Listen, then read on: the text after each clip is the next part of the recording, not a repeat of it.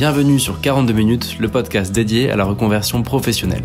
Je m'appelle Alban Mas, je suis chef d'entreprise et chaque mois, nous partons à la rencontre d'un invité qui a décidé de changer de métier.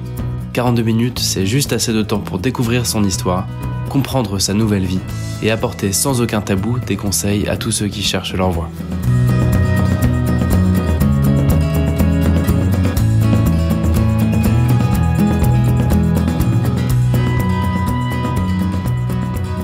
Très heureux de vous retrouver pour ce 5e épisode. Merci d'être de plus en plus nombreux à suivre ce podcast que vous pourrez retrouver comme toujours sur nouvellevipro.fr. Donc je vous rappelle, c'est le portail de la reconversion professionnelle en France avec tout ce qu'il faut savoir sur la reconversion.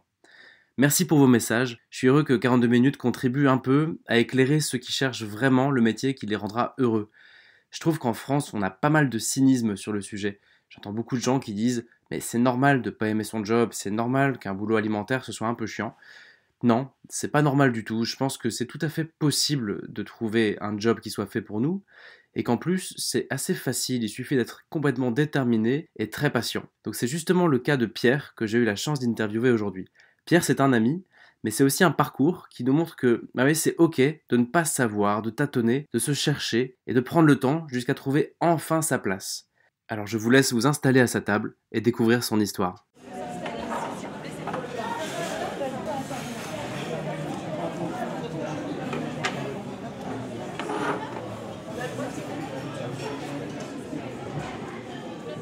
Pierre, salut. Salut Alban. Merci de prendre le temps de nous raconter ton parcours. Avec plaisir. On peut peut-être commencer avec les débuts. Comment tout ça a commencé avant de te retrouver aujourd'hui à gérer 2 restos? Ça a été progressif. Moi, je suis issu d'une formation d'école supérieure de commerce, on va dire assez classique. C'est pas top école ni trop mauvaise. J'ai fait tous les jobs qu'on a à peu près tous fait dans ces cas-là, de commerciaux, soit dans les sociétés de services, soit pour vendre X ou Y produits. Donc voilà. Jusqu'à un moment, un premier déclencheur où un très bon ami commun à nous, Maxime, m'a demandé si je voulais pas monter une société avec lui. Donc voilà, c'était une société de conseil en immobilier. À ce moment-là, tu faisais quoi avant de partir là-dessus? Et ben à ce moment-là, j'étais en banque, j'étais conseiller bancaire pour la gestion de patrimoine. Okay. Pour des gens qui gagnent un peu d'argent. C'était vraiment quelque chose qui me passionnait, qui était très bon, mais il y avait un manque quand même, il y avait un énorme manque dans le travail, et c'était un manque de tout, on peut dire, de la reconnaissance jusqu'à l'épanouissement personnel, donc c'était un manque assez large. Est-ce qu'on peut prendre le temps, comme justement on a le temps, c'est l'avantage d'avoir 42 minutes, de m'expliquer un peu, à ce moment-là, ton job ressemblait à quoi quand tu étais en gestion de patrimoine? Le job ressemblait à un boulot de banquier, on va dire. Quand on dit gestion de patrimoine, il y a toujours un petit côté un peu plus brillant, quoi. Mais bon, c'est de la banque. C'est juste que les montants sont un peu plus élevés qu'on a l'habitude de gérer. Mais l'essentiel du boulot, c'est de regarder ce que les gens font avec leur argent, s'ils font pas trop de bêtises. C'est surtout d'accorder des emprunts, d'accorder des crédits. Donc je montais des dossiers de crédit toute la journée. C'est pareil qu'on s'occupe d'une personne qui gagne un SMIC qu'on s'occupe d'une personne qui gagne 30 000 euros par mois.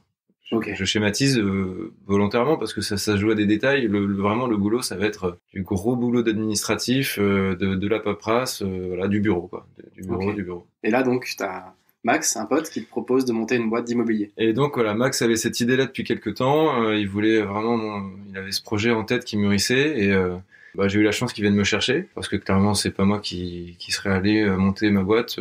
J'avais pas forcément l'envie, pas forcément le besoin, pas forcément posé la question de le faire non plus. C'est grâce à lui que j'ai pu passer justement cette première étape de monter sa boîte.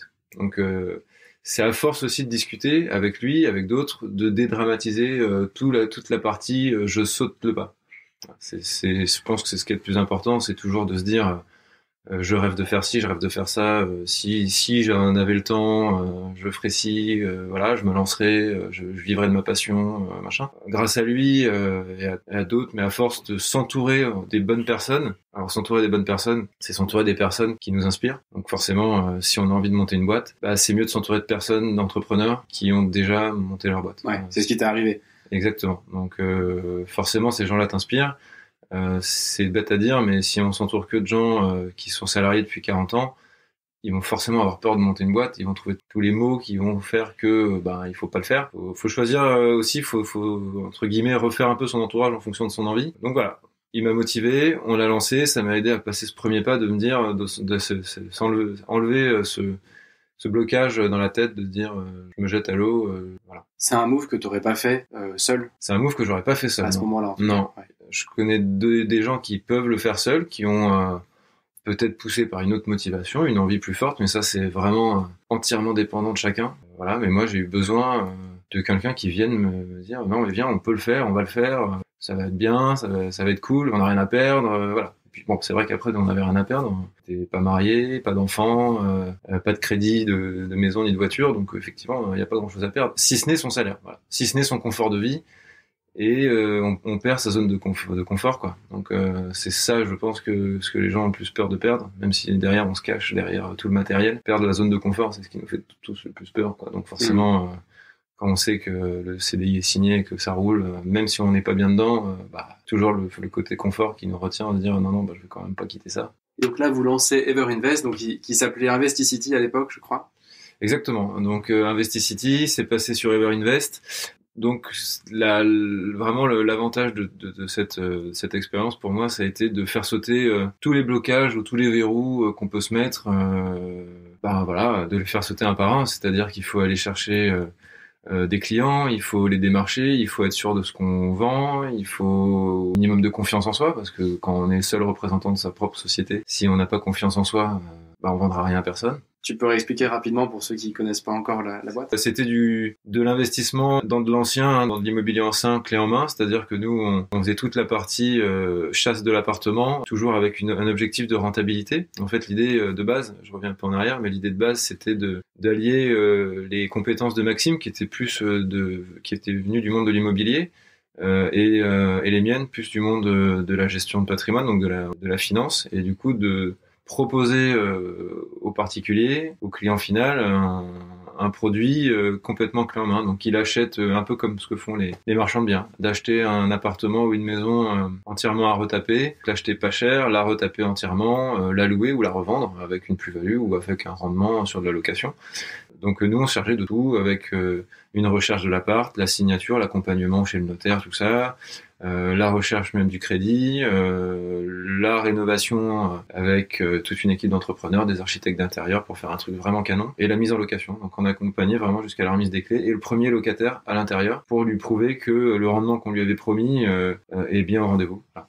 C'est que ce qu'on vendait était réalisable et faisable. Donc c'était ambitieux. Sûrement, c'était vraiment l'idée de Maxime qui avait germé dans sa tête. Même moi, au début, c'est lui qui m'a convaincu, donc clairement. Et après, comme tu dis, pour se lancer, peu importe dans quoi, faut être convaincu de ce qu'on va faire. Peu importe ce qu'on veut faire, c'est ça. Si t'es pas convaincu, si toi t'es pas à 200% sûr de ce que tu veux proposer, faut peut-être attendre, faut peut-être être sûr d'être sûr. Mais il y a un moment, de toute façon, faut y aller et faut se lancer. Et ça veut dire tu le sens, quoi. Exactement, t'as la confiance de le faire. Voilà. C'est que les gens te disent ça va le faire, ça va pas le faire. De toute façon, ça c'est évident. Tout le monde a un avis sur tout, donc pourquoi pas le prendre. Mais après, il y a un moment où on s'en fout, quoi. Faut y aller, et faut le faire. Si on sent qu'il faut le faire, faut le faire.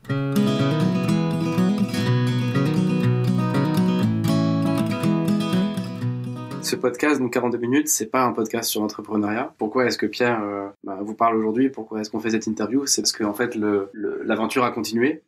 Ever Invest existe toujours. C'est une startup qui marche très bien. Et toi, Pierre, t'as continué ta réflexion? Oui, moi j'ai fait ça. J'ai travaillé 2 ans avec Maxime et voilà, il y a eu un moment où j'ai été moins. C'était pas ce que j'attendais. Voilà, ça m'a pas apporté ce que j'aurais imaginé que ça m'apporte. Voilà, j'ai monté ma boîte. Alors il y a le côté hyper sympa de dire. C'est cool à l'apéro. Voilà, ça c'est cool à l'apéro. Ça passe bien en soirée. Je suis start-upper, j'ai monté ma boîte, ça fonctionne, machin. Mais voilà, force est de constater qu'après la partie sympathique et tout, voilà, ça m'apportait pas ce que j'en avais attendu. Et par contre, voilà, la comparaison avec Maxime, c'est que lui était complètement emballé par ce qu'il faisait. C'était assez clair pour moi de se dire, voilà, d'une manière ou d'une autre, c'est mieux que lui continue l'aventure. En plus, on est très très bons amis, donc ça s'est passé très très bien. Comment est-ce qu'il y a eu un déclencheur qui t'a, On s'intéresse pas mal à la réflexion et aux signaux faibles ou forts. Qu'est-ce qui déclenche le fait de changer de voie? Est-ce que dans ton cas, il y en a eu un? Est-ce que ça a été progressif? Ça a été progressif. L'aventure Everinvest s'est terminée pour moi. Maxime a continué et bon, moi, je suis retourné dans le salariat, gagner d'argent et pour manger, quoi, tout simplement. Donc, je suis retourné en banque. Assez convaincu que finalement, c'était, voilà, l'aventure entrepreneur, c'était sympa, mais finalement, en banque, je serais peut-être aussi bien avec 5 semaines de congés payés, beaucoup de RTT, pour vivre ma passion à côté. Voilà, il y avait toute cette idée-là. Moi, j'ai opéré déjà un changement de vie, donc j'ai quitté Paris. Donc ça fait, j'en parle parce que ça fait vraiment partie entièrement du process. J'ai quitté Paris pour m'installer en Bretagne, dans un petit village, en bord de mer, et donc toujours en banque. Et je suis resté 1 an en banque. Et c'est là que le dernier déclic, avant vraiment l'aventure dont on va parler, l'aventure de restaurateur a commencé. Voilà, c'est le gros déclic qui est arrivé là. J'étais vraiment sous ma pile de dossiers de crédit. J'en avais 15 à monter. Vu les taux très très bas, on fait que ça. Donc tout le monde fait des crédits et tout le monde a raison. J'étais sous ma pile de dossiers et je me suis dit, c'est pas possible. Voilà, je vais pas continuer comme ça. Je vais retenter quelque chose. Alors, Sachant que je trouve que ce serait pas idiot de reparler aussi de ta façon d'aller bosser en banque en Bretagne. T'avais un peu une réflexion derrière. C'était pas seulement du salariat, t'avais aussi une dimension, si mes souvenirs sont bons, d'un mix entre avoir un boulot qui est bien délimité dans le temps, ce qui te laisse le temps d'explorer une double vie avec pas mal de spiritualité à côté. Ouais, exactement. Et à cette époque-là, j'étais vraiment dans cette idée de double vie, tu l'as dit un peu. Je coupe ma vie professionnelle, voilà, elle est vraiment bien segmentée de telle heure à telle heure, et tout le reste du temps, je peux le déduire à la spiritualité, c'est un sujet qui me passionne, et voilà, à la méditation, à la quête de soi, des choses liées à la découverte de soi, quoi. Je pense qu'il n'y a pas grand monde qui fait ce pari-là. Moi, quand tu m'en as parlé à l'époque, j'étais assez surpris, assez curieux de voir comment ça fonctionne, une vie. On se dit, voilà, je fais le choix de prendre un boulot un peu plus cool que ce que j'ai connu pour pouvoir m'exprimer pleinement dans autre chose. Je trouve que ce serait pas inutile que tu nous racontes un peu comment tu vivais le truc. Ça peut peut-être porter du fruit aussi. Je pensais que j'allais le vivre très bien, donc parce que quand je me mets dans cette optique-là, c'est parce que j'en suis convaincu. Voilà, j'ai fait l'expérience entrepreneur, ça m'a pas vraiment apporté ce que je voulais. Et je me dis, voilà, je vais avoir vraiment du temps pour faire mon développement personnel. Donc, je vais trouver ce métier-là qui est assez simple, bien limité dans le temps. Le métier de banquier en agence. Exactement. Et ça va m'apporter ce qu'il me faut, c'est-à-dire du temps libre pour me développer à côté, enfin pour faire ce qui me passionne. Donc vraiment, on parle là d'un métier purement alimentaire, aucune attache émotionnelle. Mais en fin de compte, voilà, ça a duré qu'un an. Et ce qui a vraiment été encore une fois, un déclencheur de devoir changer, c'est pas ce qu'il faut. Voilà. Je suis pas dans le vrai. En faisant ça, je suis pas dans le vrai. J'ai exploré le truc, ça a duré 1 an. Je suis pas dans le vrai, je suis pas heureux comme ça. C'est pas comme ça que je vais fonctionner. Je peux pas couper ma vie en deux. Peut-être certains y arrivent, mais moi je ne peux pas le faire. Je pouvais pas me dire là c'est le Pierre banquier. On rigole plus, on se marre pas. Alors j'aime bien rigoler. Et là-bas après c'est le Pierre spirituel. Après c'est le Pierre père de famille. Le Pierre avec ses copains, voilà. Moi en tout cas, je trouve qu'on est une seule et même personne. On s'exprime de la même manière partout. Sinon, ça voudrait dire qu'on se refait à chaque fois avec chaque personne qu'on voit, on change de personnalité. J'ai eu du temps à penser à ça. Quand j'étais en banque, on a du temps libre aussi, donc c'est l'avantage. C'est là que je me suis dit, je vais changer tout, encore une fois. Mais encore une fois, aujourd'hui j'ai 34 ans, donc là, pour résumer un peu, parce qu'on a fait une petite digression sur ce choix que tu avais fait d'avoir un peu une double vie, beaucoup de temps, donc beaucoup de projets perso à côté d'un boulot un peu planqué. Exactement. Donc pour resituer un peu, donc là tu as quitté Everinvest, tu as quitté Paris, tu viens de faire 1 an en banque. Exactement. Avec pas mal de temps pour toi, où tu te dis merde, je suis pas aligné, c'est bien ça? Exactement. Et là, je me dis non, c'est pas bon. Je me dis c'est toujours pas bon. Donc vraiment pas du tout de problème avec la remise en question. Et je pense que ça, du coup, ça peut être quelque chose d'assez important. Faut pas avoir peur de se remettre en question. Alors si on le fait tous les matins, c'est sûr qu'on va jamais aboutir à un projet. Mais il faut pas avoir peur de se regarder en face et de se dire non, ça marche pas. Ça fonctionne pas. Ça fonctionne, donc on garde, mais ça fonctionne pas. Tout ce qu'on fait dans sa vie peut fonctionner comme ça. Donc c'est vraiment parti de là. Ce gros déclic là qui est arrivé il y a maintenant, on va dire 1 an et demi. En fait, grâce à ma première expérience avec Everinvest, j'avais plus aucun frein à me lancer dans quoi que ce soit. Et ça, on peut le savoir qu'avec le temps qui passe, parce que si je m'étais arrêté juste après l'expérience Everinvest, je me serais dit, j'ai passé 2 ans pour rien, parce que t'es revenu en banque, C'est un peu une mentalité un peu franco-française où on n'aime pas trop les aventures, contrairement à la mentalité anglo-saxonne ou américaine où le gars ou la fille qui va avoir le plus d'expérience et avoir fait 15 projets sera hyper plus entre guillemets respecté que celui qui a passé 20 ans en CDI dans le même endroit, quoi. Donc en France, c'est vrai que c'est quand tu commences à dire ah bah j'ai fait un an ça, puis après j'ai fait ça, puis j'ai complètement changé pour faire ça. On te regarde de notre travers en disant ouais bah celui-là il sait pas où il va, il comprend rien. C'est clair. Il est en train de creuser à droite à gauche et il va nulle part, il avance pas, voilà. Et la société aussi va un peu dans ce sens, parce que quand tu vois tes potes qui sont dans les mêmes boîtes depuis 5 ans, depuis leur sortie d'école, ils ont avancé. Le salaire a avancé, les responsabilités ont avancé, et puis toi, t'es là, t'as l'impression de faire du surplace, de faire marche arrière, de revenir. Et ça, le côté spirituel m'a aidé beaucoup, c'est de me dire, tout ça, c'est le jeu du mental, qui fait que t'abreuver de questions en permanence, donc tu te questionnes envers toi-même, donc ça, c'est tant mieux. Mais au moins, prends la bonne partie des questions, quoi. Se remettre en question, c'est bien, mais après, pars pas dans le délire, regarde ce que disent les autres, tu te rends compte, un tel il fait ça, un tel il fait ça, et on s'en fiche. Ouais. Tu te souviens un peu des questions que tu t'es posées à ce moment-là, entre le moment où tu étais en banque, en train de te dire ok là c'est fini, et le moment où t'as bifurqué? Ah, c'était la sensation. Moi, je fonctionne vraiment beaucoup à la sensation. L'activité que je fais m'importe pas beaucoup. J'ai pas de métier de passion, mais non, c'est la sensation. La sensation était abominable et c'était de me dire, est-ce que je me vois, une question, voilà, une vraie question, est-ce que je me vois faire ça toute ma vie? Est-ce que je me vois faire ça, allez, 10 ans, moi, peut-être pas toute ma vie. Ouais.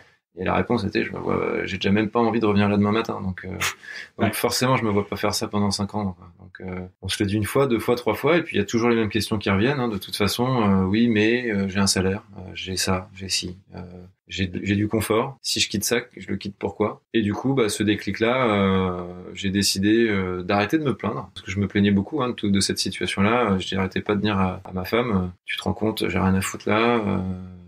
Je m'en rends bien compte que j'ai rien à foutre là, j'ai aucune discussion avec la plupart de mes collègues, j'ai pas les mêmes envies, j'ai pas les mêmes attentes sur la vie.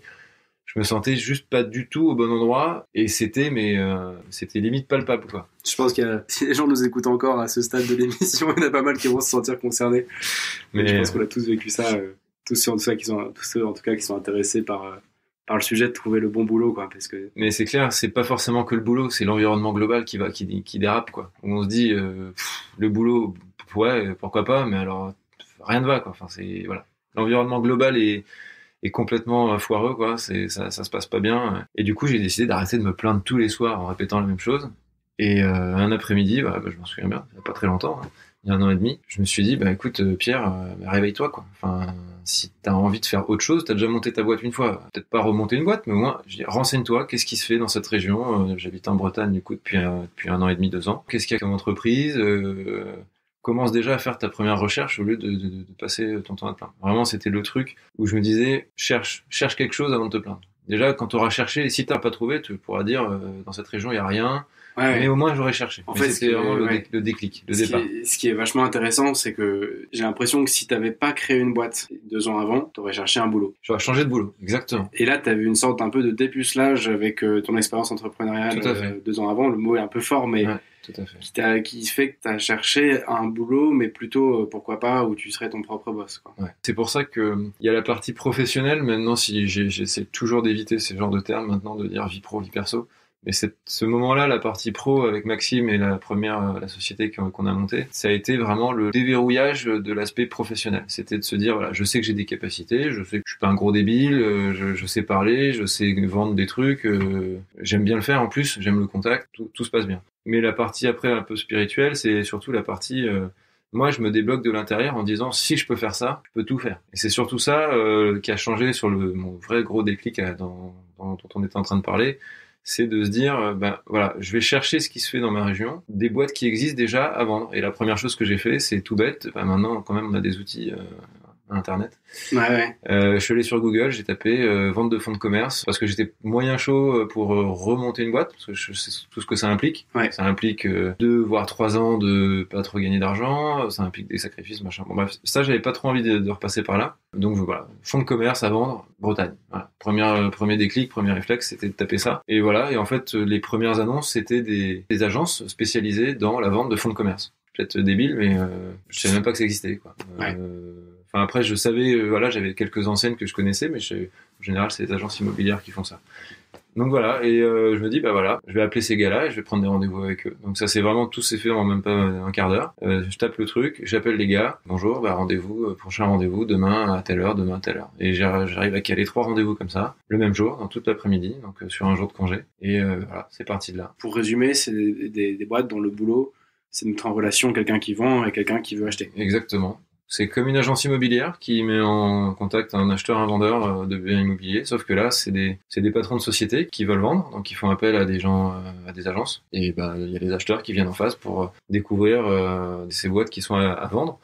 Donc il y a de tout, et en fait ça a été, j'y allais au début pour me faire une petite idée, mais au final ça a été le truc le plus enrichissant parce que j'ai découvert des business improbables, des trucs que je jamais imaginé. Moi je suis très basique, mes parents sont dans le commerce de vêtements, donc voilà. Commerce de vêtements, commerce de fruits et légumes, banquier, charcutier, boulanger, enfin voilà. Mais non, il y a une multitude de métiers, il y a une multitude de sociétés qui se montent, qui se vendent et qui marchent très très bien. Et voilà, en faisant un de ces rendez-vous-là, j'ai super fité avec un mec avec qui on plaisante, à qui je lui explique vraiment ma démarche, mon parcours, et en gros je leur donne les clés du camion, quoi, en lui disant trouve-moi un truc par rapport à ce que je te dis. Parce que je sens que le mec est vraiment bon. C'est comme un très bon vendeur. Tu lui dis quoi concrètement? Le cahier des charges, c'était quoi? Le cahier des charges, c'est j'ai tel âge, j'ai mis un peu d'argent de côté, je pense avoir une tête assez bien faite pour pouvoir faire ça, mais pas assez pour faire ça. Enfin, en gros, voilà, je le cadre un petit peu. Je me pense pas apte à reprendre une multinationale, mais par contre, je pense que je peux diriger une petite TPE de entre 5 et 10, 15 personnes. Voilà, si c'est pas indiscret, t'avais combien avant de te lancer en matelas? J'avais environ un petit peu moins de 100 000 euros. Mais à lui, j'ai pas dit 100 000 euros. Je lui ai dit un peu moins, forcément. Ouais. J'avais, allez, grosso modo, 50, 60 000 euros. Le reste, c'est venu en ratissant large de tous les bords de la famille.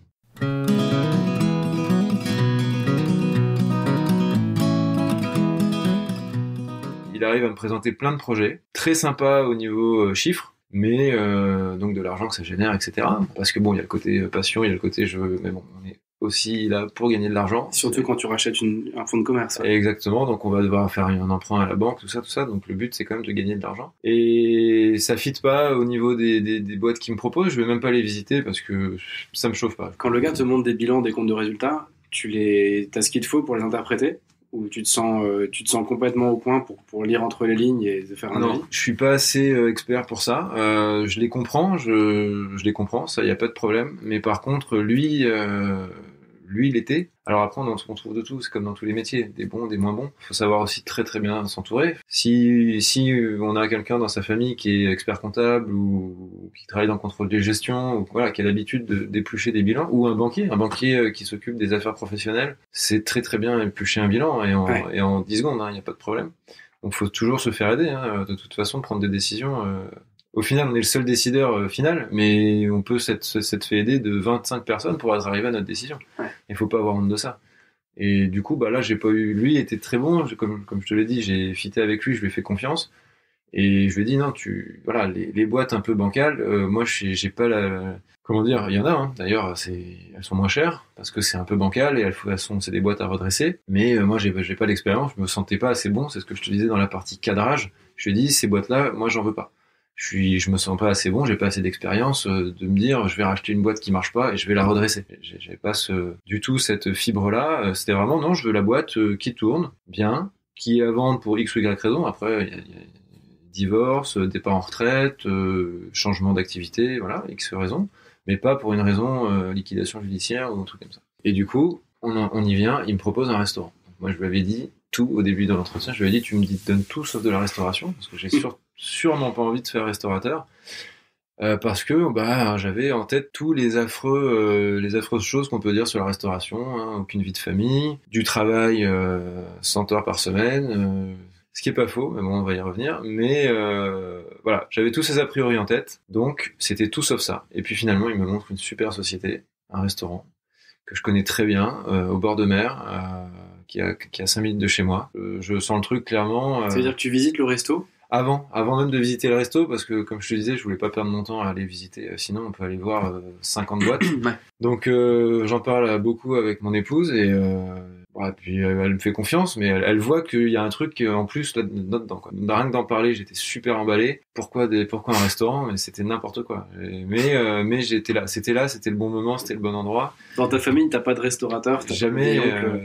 Et pour l'anecdote, mon père, pour lui, la restauration, il n'y a pas pire comme travail. Pourtant, lui, il a déjà, le métier de commerçant où on travaille toute sa vie dans son commerce. Son père était charcutier traiteur, donc l'alimentaire, il connaissait déjà. Et il a vu, lui, son père se lever à 3h du mat pour faire les marchés toute sa vie. Donc il a dit, tu feras jamais ça, c'est pas possible, quoi. On a mûri le projet du restaurant en se disant, qu'est-ce que je veux faire avec ça et qu'est-ce que je veux pas faire. Donc, voilà. Je pense qu'on est arrivé à un moment où, encore une fois, je me base sur ma première expérience d'entrepreneuriat qui m'a permis de se dire quelles erreurs j'ai fait et si possible, on va éviter de les refaire. Pour éviter déjà de perdre du temps et là surtout en l'occurrence de l'argent parce que le restaurant coûtait quand même un petit peu de sous. Et ce que je veux pas faire c'est exactement ce qu'on dit des restaurateurs, c'est-à-dire je veux pas passer 100 heures par semaine dans mon restaurant. J'ai une vie de famille qui est en train d'être construite, il y a 2 enfants qui viennent de naître, donc comment allier tout ça? Du coup ça a été de se dire je vais faire, voilà, on s'est tout de suite donné des objectifs. Donc c'est ce qu'il faut faire, je pense, quand on veut monter une société, quand on veut racheter une société, voilà, quand on commence à se lancer dans quelque chose. C'est quel est l'objectif? Peut-être pas à 20 ans, parce qu'il y a trop de choses qui vont se passer entre temps, mais l'objectif moyen terme. Voilà, le petit objectif à 5 ans, c'est quoi?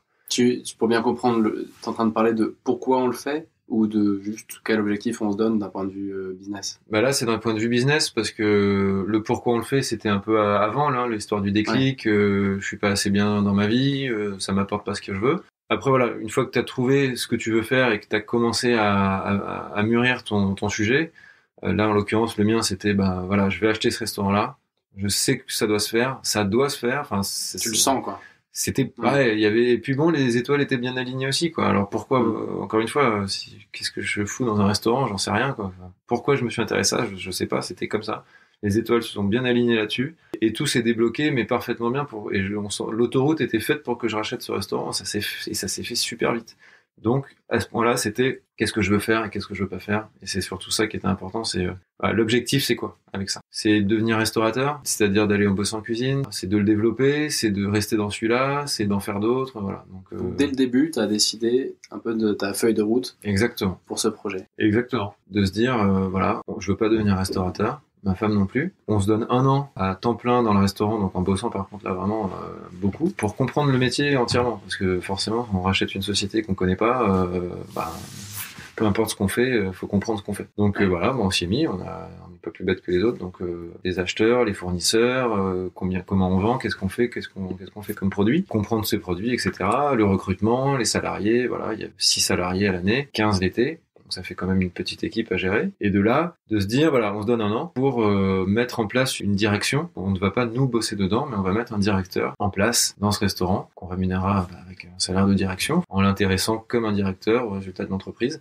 Donc voilà, tout ça, c'est vraiment la feuille de route de se dire, voilà, l'objectif c'est ça, à 1 an. Alors, après, encore une fois, la théorie est là, et puis après la pratique arrive.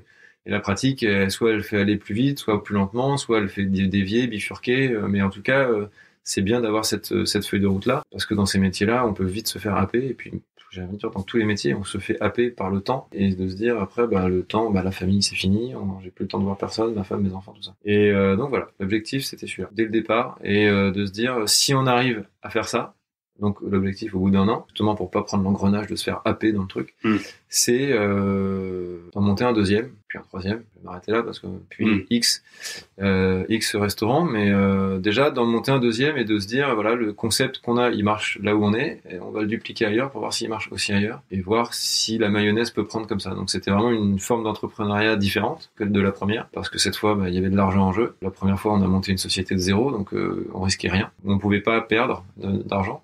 Là, clairement, on pouvait en perdre beaucoup. Mais ce qu'on ressent, c'est qu'en fait, même s'il y avait de l'argent en jeu, le truc, t'as l'impression que ça pouvait presque pas foirer, même si évidemment que oui. Ouais. Mais parce que le truc se fait naturellement et tu suis tu suis ce qui doit se faire, quoi, presque. Exactement.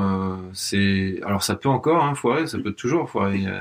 Mais l'essentiel, c'est, on sentait tellement bien, je sentais tellement bien le coup que je disais à Laure, même si on se plante, c'est là qu'on devait se planter. Ouais. C'était tellement énorme comme truc, ce que tu dis, il y aura pas de regret parce que, voilà, ce que je viens de dire. Si on se plante, c'était le bon endroit pour se planter parce que c'est parfait, c'est là qu'on doit aller. Regarde, tout s'ouvre devant nous, c'est l'autoroute, quoi. On est obligé de le racheter, ce truc-là.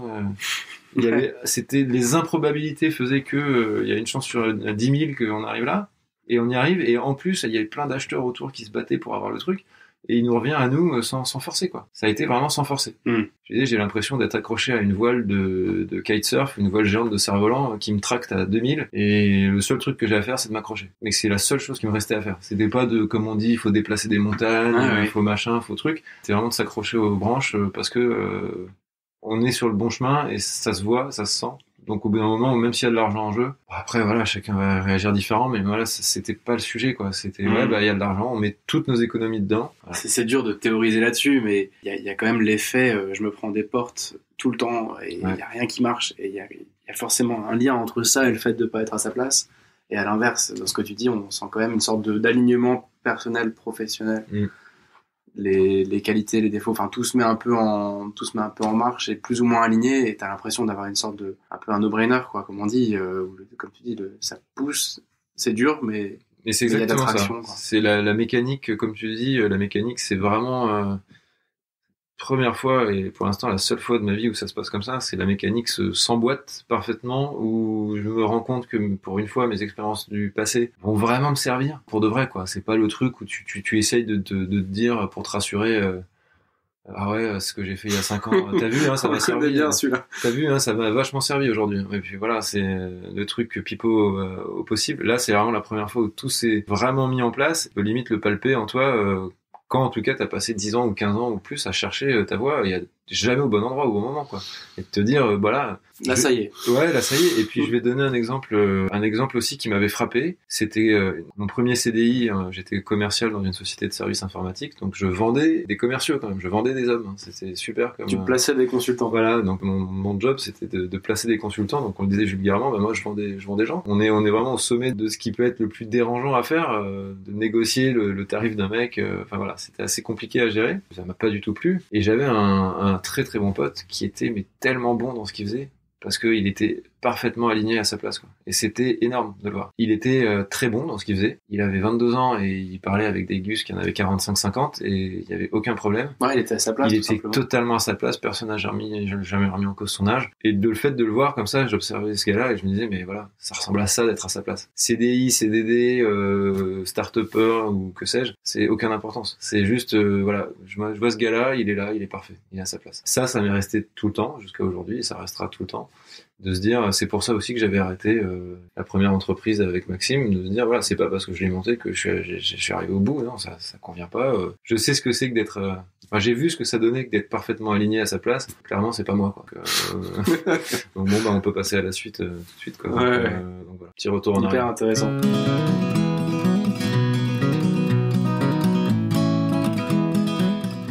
Ok, merci Pierre, c'est super riche. On voit quand même que le fait d'avoir entrepris t'a débloqué pour envisager ensuite de créer une boîte, enfin de racheter une boîte. Exactement. On voit que ton parcours il a pris du temps. Encore une fois, on s'imagine toujours que c'est tiens, un jour j'aurai la grosse ampoule au-dessus de ma tête, demain j'ai trouvé ma voie.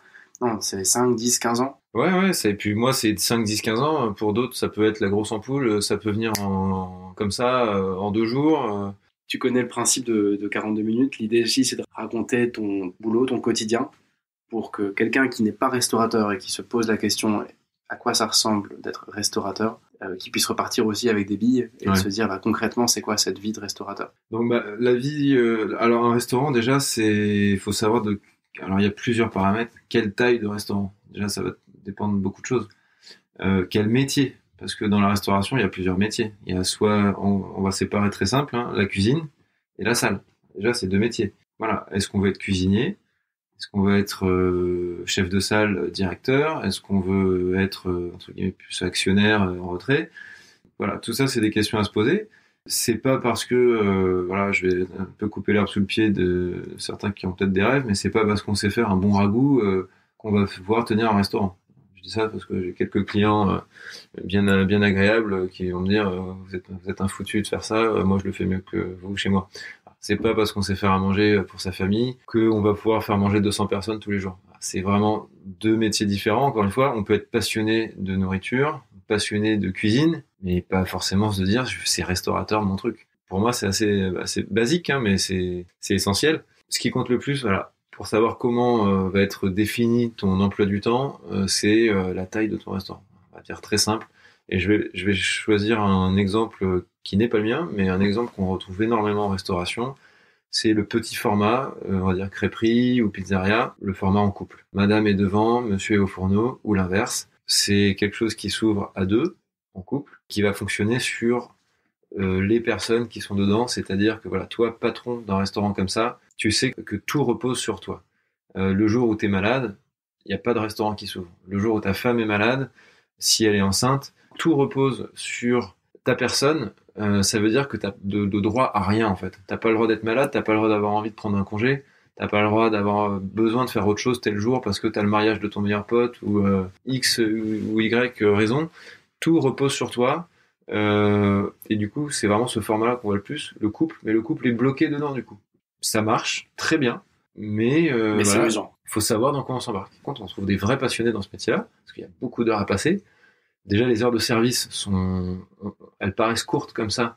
Il faut savoir qu'un service qui commence à midi, la cuisine arrive à 9h, ça fait déjà 3 heures qu'ils sont en train de bosser. Une fois que le service est terminé, la cuisine, ils sont encore là pour nettoyer leur cuisine. Et les gars de la salle, c'est la même chose. Ils sont là avant pour nettoyer le restaurant, et ils sont là après pour renettoyer le restaurant, pour préparer le service qui vient. Donc l'amplitude d'un service va durer peut-être 1h30, 2 heures à midi, entre midi et 14h. Mais en temps passé, c'est peut-être 6 ou 7 heures. Pour un service. Pour un service. Donc déjà, ça calme. Et il y a 2 services par jour. Et il y a 2 services par jour. Et il y a 7 jours par semaine. Et du coup, on fait vite le calcul et ça commence à peser assez lourd. On comprend pourquoi c'est un métier qui est usant. Et voilà, c'est un exemple assez simple. Ça fonctionne très bien. On peut parler rémunération. Rémunération sur ces modes-là, ça fonctionne très très bien. Il y a que 2 personnes, c'est les 2 patrons qui sont dedans. Il n'y a pas de salariés à payer à côté. Toute la production dépend d'eux. Du coup, forcément, il faut bien qu'il y ait un retour sur investissement. Pas mal d'argent qui se fait dans ces cas-là. Voilà. C'est quand le restaurant fonctionne bien, quand c'est bien géré.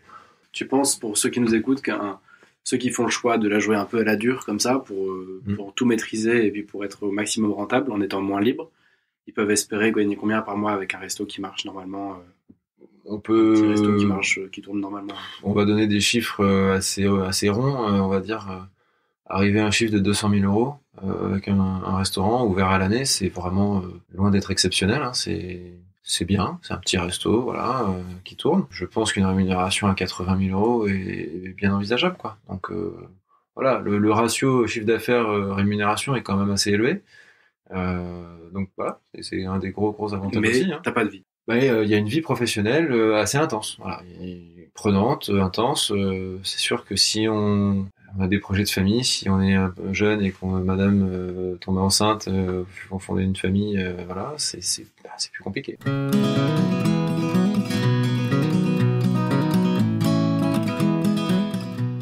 Donc vous, ça n'a pas été ça le modèle. Nous, on n'a pas choisi ce modèle-là, on a choisi le modèle un peu plus gros, un peu plus un bateau catégorie au-dessus, où déjà on est une équipe de 6-7 personnes à temps complet, donc en CDI, qui va monter jusqu'à entre 15 et 18 l'été.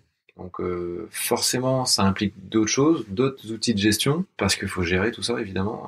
Les aléas que ça comporte, d'avoir 15 salariés, c'est pas comme quand on n'est que 2 et qu'on compte sur monsieur, madame.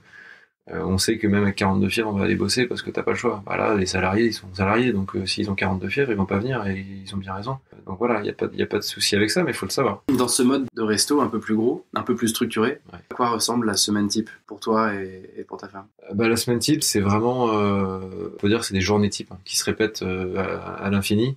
C'est le matin de la mise en place, c'est vraiment du robotique après. Je vais te donner en cuisine, on dit souvent que ça fonctionne en brigade, c'est le terme. Ouais. Et ça fonctionne en brigade, mais parce que c'est un fonctionnement militaire, quoi. Moi, j'appelle même ça, c'est de l'horlogerie, quoi. Ça hurle de partout, ça crie, parce qu'il y a beaucoup de bruit. Il y a des hôtes qui font du bruit, il y a des fourneaux, ça fait énormément de bruit.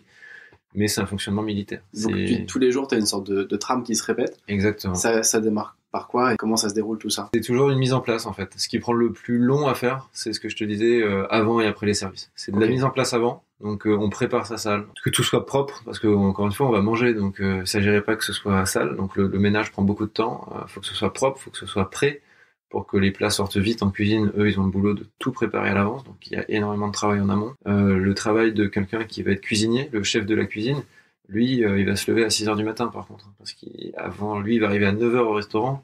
mais il va faire ses courses entre 7 et 8. T'achètes des poissons, bah, ça va être à la criée du coin, et la criée, c'est pas à midi qu'il y a des poissons, c'est à 7 heures le matin, ou aller acheter chez le boucher, tout ça. Donc tout ça, c'est des métiers où il faut se lever très tôt. Donc voilà, déjà une amplitude horaire de peut-être 15 heures sur une journée.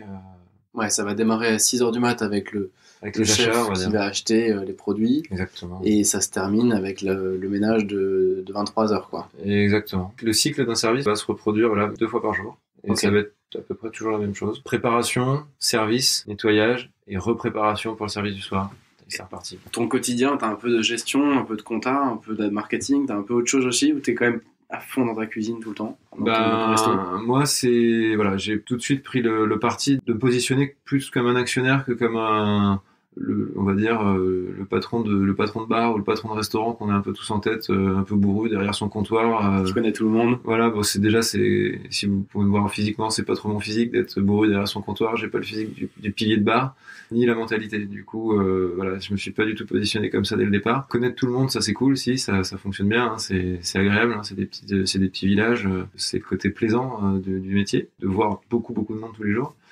Mais par contre, moi, j'ai mis l'accent sur la partie gestion. Voilà, on a un restaurant qui génère un chiffre d'affaires très conséquent, et qui dit chiffre d'affaires conséquent dit forcément du contrôle. Et le plus important de mon métier aujourd'hui, c'est de contrôler ce qui se passe dans le restaurant. Pour moi, même à partir de 5, 6, 7 salariés, on ne va pas être derrière chaque personne pour savoir qu'est-ce que fait chaque personne, c'est pas possible.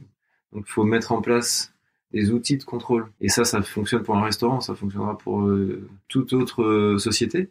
C'est comment je mets en place des outils de contrôle. On parle pas de flicage, mais de contrôler, par exemple, les achats. Là, on est sur un métier d'achat-revente. Genre, j'achète de la matière première, donc de la nourriture, que je transforme, que je revends.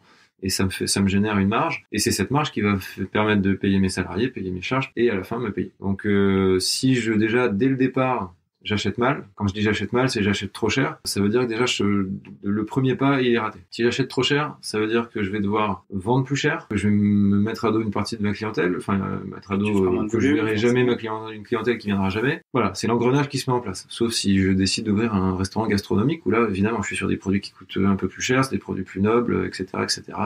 Voilà. Donc, la première étape, c'est d'acheter bien. Acheter bien, voilà, faut contrôler. 15 personnes, je suis pas là à savoir qui a acheté quoi, les volumes d'achat sont absolument énormes, donc il faut les outils de contrôle. Donc tu crées des modèles, en fait. Le tableur Excel devient un grand ami. Encore une fois, il faut se faire aider. Moi, je suis pas un comptable de base, je suis pas un contrôleur de gestion, donc j'ai une petite culture financière qui me permet de comprendre les grandes largeurs, mais pour rentrer dans le détail, j'ai vraiment eu besoin de me faire aider, et je me suis fait aider de personnes qui avaient déjà implémenté ces systèmes-là dans leurs hôtels ou leurs restaurants. D'accord, ouais. Le quotidien d'un resto, tu nous l'as décrit. Ton quotidien à toi, c'est un mix entre la gestion et ce que tu as décrit avant. Le quotidien de cette année, c'est un mix, parce que on a fait le choix de la première année d'être dedans et en même temps préparer la suite. Donc aujourd'hui, je fais les deux. Mais passé le premier été, donc le premier coup de bourre, je me suis mis en retrait tout de suite dès le mois de septembre, où j'ai été beaucoup moins en restaurant. Donc ça veut dire que j'ai pris des gens en plus pour travailler. Ce qui veut aussi dire que je me paye moins. C'est aussi un choix, hein. On peut pas continuer à beaucoup se payer si on n'est plus sur la surface de vente, entre guillemets. Donc ça paraît bête, mais faut l'avoir déjà intégré dans ses calculs personnels, hein. Si j'ai un prêt à rembourser ou quoi, le prêt il s'arrête pas. Donc voilà, faut avoir prévu ça. Donc qui dit que je me paye moins, mais voilà, j'ai pu me dégager du temps. Donc, mes journées sont quasiment rythmées par le contrôle de ce qui se passe dans mon restaurant, dans tout ce qui se passe, c'est-à-dire la rentrée des salariés, la sortie des salariés, qui viennent nous aider pour les week-ends et pour l'été. Donc c'est un métier où il y a énormément d'extras à faire rentrer, à faire sortir, donc ça demande énormément de travail en termes d'administratif, de papier. Et voilà, les achats, toujours pareil, les achats. C'est le tout début de la chose. Si on commence mal, on va forcément devoir tirer à droite, tirer à gauche, pour essayer de masquer une erreur de départ, et finalement c'est toute la mécanique qui va s'enrayer. Alors que si dès le départ on achète bien, derrière la cuisine elle peut construire une carte sympathique avec un prix abordable, et puis voilà, tout se passera bien. Mais voilà, après faut voir qu'est-ce qu'on met dans une assiette. Le métier de restaurateur, c'est de faire manger les gens, donc faut qu'il y ait assez à manger. Faut pas tuer sa marge aussi en faisant des volumes astronomiques dans des grosses assiettes qui finalement repartiront à la poubelle. J'allais dire, c'est un peu basique, mais j'ai beaucoup de connaissances qui sont tombées aussi dans cet extrême-là, de se dire ma passion c'est de faire à manger. Par contre, les calculs, les marges, c'est pas du tout ça, quoi. Et ça peut être un conseil que je peux donner comme ça, mais beaucoup de gens qui ont des restaurants aujourd'hui, qui sont propriétaires de restaurants, sont des gens qui ont vraiment monté les échelons petit à petit, donc qui ont commencé à la plonge à 16 ans, qui ont été être cuisiniers à 17-18 ans, et puis après seconde cuisine, chef de cuisine, et puis un beau jour, ils ont réussi à se lancer, à monter leur resto. Alors c'est parfait, sauf qu'il n'y a aucune notion de comptabilité, aucune notion de gestion derrière. C'est quand même un métier qui génère énormément de flux, énormément d'argent, énormément de trésorerie.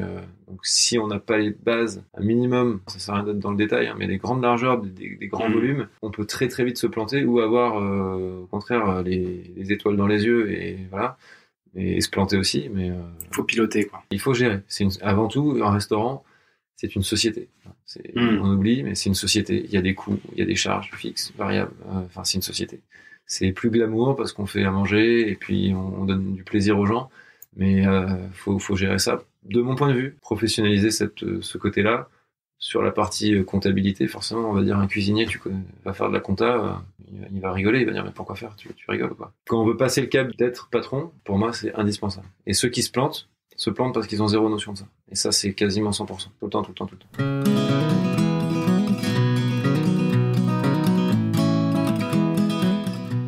Tu as racheté ce resto il y a 1 an.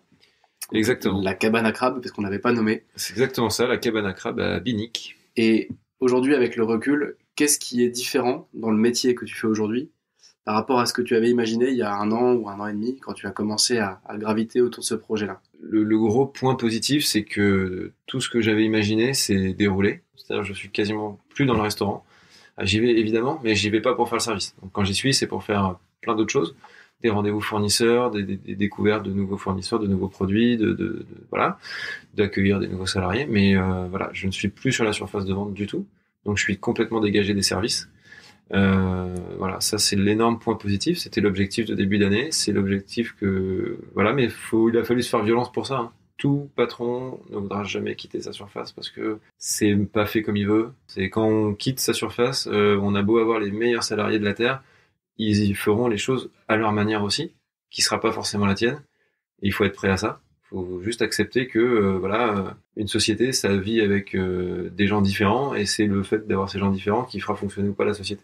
Mais faut pas se dire attends, lui il nettoie pas ça comme je voulais. Voilà, on donne un cadre évidemment, mais faut être prêt à ce que ça soit pas fait comme nous on l'aurait fait. Et tout ce que tu avais imaginé, tout ce que tu pensais un peu en amont, le fait qu'on bosse 110 heures par semaine, tout ça, tout s'est réalisé à peu près? Ouais, ça c'est sûr qu'il y a énormément de boulot. Il y a beaucoup de travail. C'est très compliqué parce qu'on est dans une station balnéaire, dans les Côtes-d'Armor, sur un bord de mer, et l'été il y a énormément de monde, ouvert 7 jours sur 7. Donc patron, il n'y a pas de vacances, c'est clair et net. On peut, mais bon, c'est ma première année. Pour moi, les vacances, j'en prendrai plus tard, quoi. Quand ça roulera, comme je veux que ça roule. C'est fatigant, c'est stressant, tout ça c'est vrai. C'est pas un mythe, c'est pas un truc où les gens se plaignent gratos. Non, c'est extrêmement fatigant. J'ai des gars en cuisine qui peuvent perdre 10 kilos par saison, même en salle. Moi j'en ai perdu quelques-uns. C'est vraiment vrai. Ça aussi, ça s'est passé comme on avait prévu. C'était hard, quoi. Mais bon, c'était hard dans le bon sens parce qu'au final, ça veut dire qu'on a bossé et qu'on a bien bossé. Et au final, l'année se termine. Là, comme tu disais, ça fait 1 an, quasiment jour pour jour, qu'on a racheté ce restaurant-là. Et voilà, on est au-dessus de notre prévisionnel. Encore une fois, voilà, un prévisionnel, les restaurateurs n'en font pas forcément.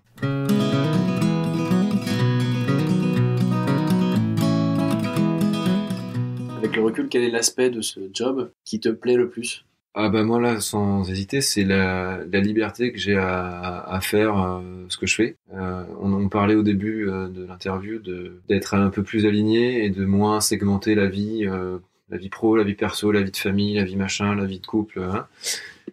C'est exactement ce que j'ai recherché et c'est exactement ce que j'ai trouvé. C'est ce qui m'apporte le plus de satisfaction, c'est-à-dire je peux être en congé pendant 2-3 jours, c'est-à-dire donc comme je t'ai dit, je vais plus aller sur le restaurant parce que j'ai embauché en fonction, et pendant 3-4 jours, je vais pas avoir plus de ça que de boulot à faire à la maison. Donc ça veut dire que peut-être du lundi au jeudi, je vais être peinard à la maison à faire ce que je veux faire, autre que le travail. Donc voilà, liberté énorme. Mais par contre, ça implique aussi que le samedi soir, si un de mes serveurs m'appelle en me disant il y a du monde, faut descendre, je vais descendre. Et il sera 21h30 ou 22h, mais je vais le faire avec vraiment énormément de plaisir parce que c'est vraiment ce à quoi je m'attendais. Je ne segmente pas le truc. Le dimanche midi, s'il faut y aller, je vais y aller. Je m'en fous complètement.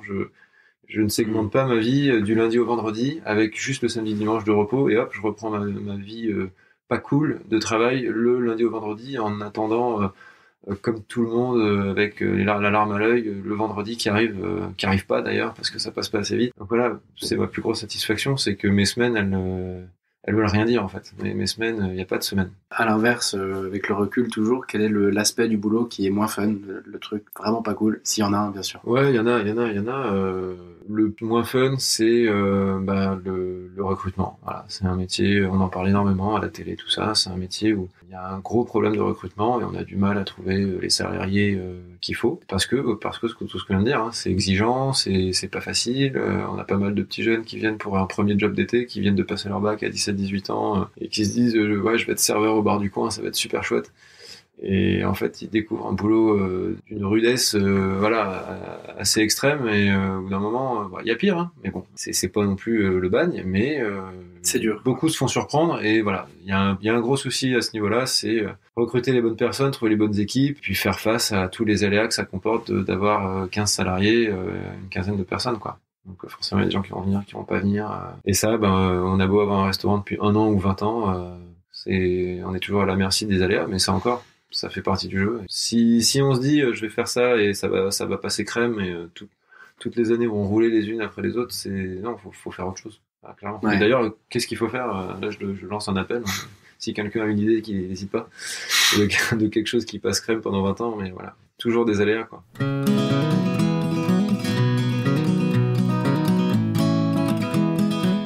On a quand même pas mal échangé. C'est hyper riche. Merci encore. Pour finir, je te demanderais bien de me partager un peu les conseils. Tu as un petit peu de recul. C'est le début, ça fait 1 an, mais tu as quand même pas mal de recul.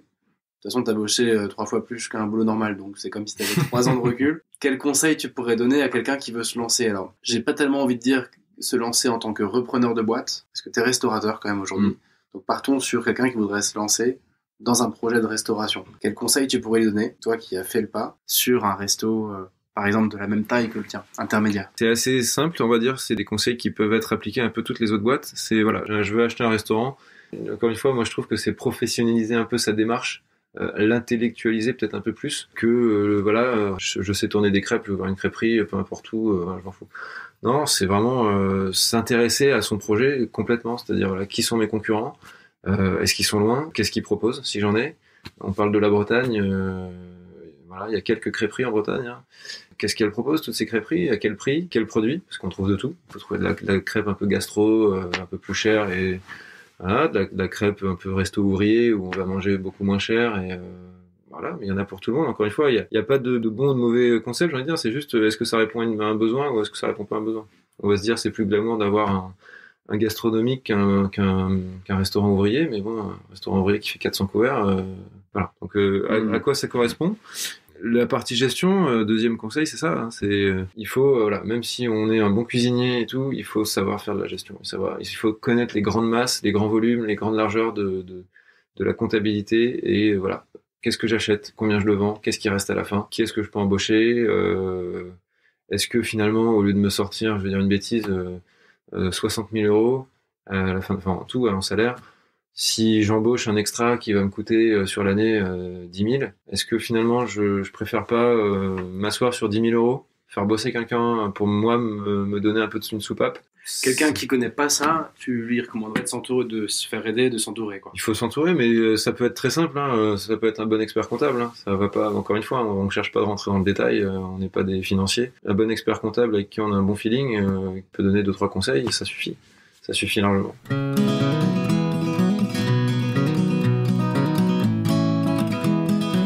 J'essaie de demander à chaque fois, à chaque interview, un petit truc que tu veux partager sur ta vie actuelle, qui symbolise bien ton quotidien. Ce serait quoi pour toi ?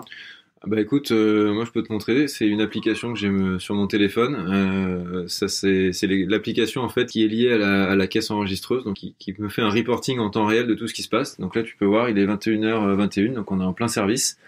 Je vois mon chiffre d'affaires, je vois qu'est-ce qui a été offert ou qu'est-ce qui a été remisé à des clients. Donc, n'étant pas dans le restaurant, je peux me demander pourquoi vous avez offert ça, qu'est-ce qui s'est passé.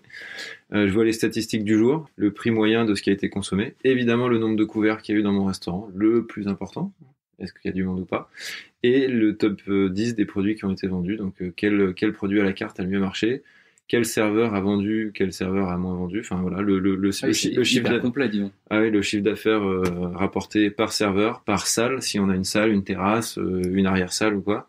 Et voilà, et l'évolution sur la journée. Voilà, donc cette appli, c'est mon meilleur ami. C'est avec lui que je maîtrise tout.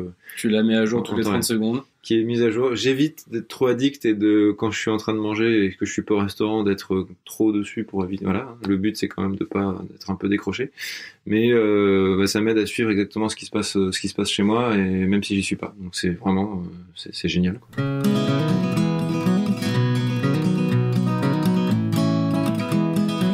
Pour la toute dernière question, tu connais un peu le truc que je veux monter, c'est-à-dire proposer un défi à ceux qui nous écoutent et qui sont intéressés, uniquement pour ceux qui se disent « et pourquoi pas moi ?» Qu'est-ce que tu leur donnes comme mission pour voir si au final c'est un truc qui peut leur plaire ou pas? Moi, ce qui a été le plus flagrant, ça va être se lever de son canapé, entre guillemets, c'est comment je peux faire pour sortir de cette zone de confort, qui finalement est un inconfort terrible, et c'est ouvrir son ordi et taper, je sais pas, si j'ai envie de monter un resto, taper restaurant à vendre. Si j'habite à Lyon, à Lyon. Bon, après Lyon c'est une grande ville, mais si on habite dans une plus petite ville en province ou quoi, restaurant à vendre tel endroit. Et puis regarder s'il y en a un à vendre, ça peut être une bonne idée d'aller rencontrer le gars qui vend et de parler avec lui. De toute façon, on n'est pas fou, hein. Quand on est vendeur, on sait très bien que pas le premier acheteur va acheter. Puis les gens sont toujours très heureux de partager leurs expériences. La preuve, ça fait 42 minutes que je partage la mienne, et ça me fait plaisir. Mais c'est ça, c'est arrêter la machine infernale de se dire on se plaint beaucoup. Après, moi, je le dis pour moi, je dis pas que tout le monde se plaint, mais moi, je me plaignais beaucoup de la situation que je subissais. Et je me disais, mais je subis cette situation-là, et regarde comment je suis pas à ma place. Mais en même temps, regarde comment je fais rien pour me sortir de ça. Donc c'est d'inverser la tendance, de dire bon, je suis pas à ma place, très bien, ça c'est acté, ça fait 10, 15, 20 ans que c'est très bien acté d'ailleurs. Il serait temps de passer à autre chose, et c'est quoi de passer à autre chose? Donc pour moi, ça a été taper sur internet vente de fonds de commerce et d'aller rencontrer un gars qui vendait des fonds de commerce et qui m'a donné plein d'idées. Donc ça a fait resto, mais ça aurait pu faire autre chose, mais voilà. Bon, défi. Le défi est clair. Merci Pierre, c'est super intéressant. Comment on fait si on veut réserver et venir te retrouver dans l'un de tes deux restos? Avec grand plaisir. Écoute, déjà faut venir en Bretagne, donc vous pouvez venir déjà à Binic, c'est dans les Côtes d'Armor, donc toujours au bord de mer, donc la cabane à crabe à Binic, et sinon maintenant ça va être à Quiberon, le deuxième restaurant qu'on va ouvrir, et voilà, donc n'hésitez pas à venir, si vous avez des petites vacances à passer, ça nous ferait bien plaisir. Super, merci Pierre, à merci la prochaine.